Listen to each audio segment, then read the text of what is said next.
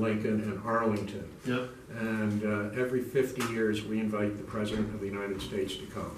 President Grant came once, President Wilson, Jerry Ford happened to be here in 1975. And the formal invitation to Donald J. Trump has already been given. Whether he comes or not, we don't know. We hope not. And speaking of someone I just introduced, Lillian Stokes has just come into the back of the room here. The authoress of 35 books, including her latest one on the finches of the United States and Canada, and her friend Tony. Welcome, Tony. Hello. Who's from Carlisle and so forth. So as we look around at these paintings, these photographs up here, to go back in time a little bit, back when I was more of a neophyte than I am now, I led many of the very, very first birdwatching tours to places like Paraguay, Brazil, Peru, Venezuela, and various sections of Mexico and Central America. Sort of everybody was hungry, and they sort of stretched it a little bit.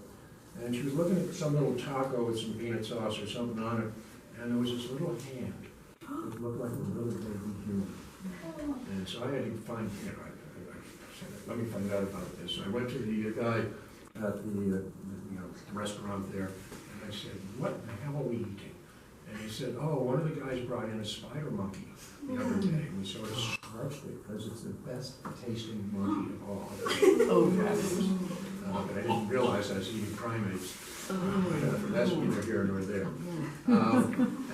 So if you're going to eat a monkey, you want to eat the white spider with The always tastes terrible. The one up in the upper right, that brown one, is I guess the color red howler. And if you're ever in the jungles down in Latin America or anywhere from southern Mexico, often all the way to Argentina, and you hear what sounds like a group of jaguars just howling, screaming, just sending chills up your spine. It's howler monkeys up in the trees, and their voices can carry for several different miles. Countries over 60 years, so it's finally looking like it's on track, thanks to my friend over here, Chris Bensley. So as you take the train to Machu Picchu, which millions of people do, you keep your eyes glued. You always want a seat on the river side. The train tracks stay on the sort of east side. You look out on the west side, and you'll see these ducks called torrent ducks. And torrent ducks feed like dippers and things in the water, looking for dragonfly larvae and everything they can catch, and they just sit on the rocks. There's various color phases of the torrent duck.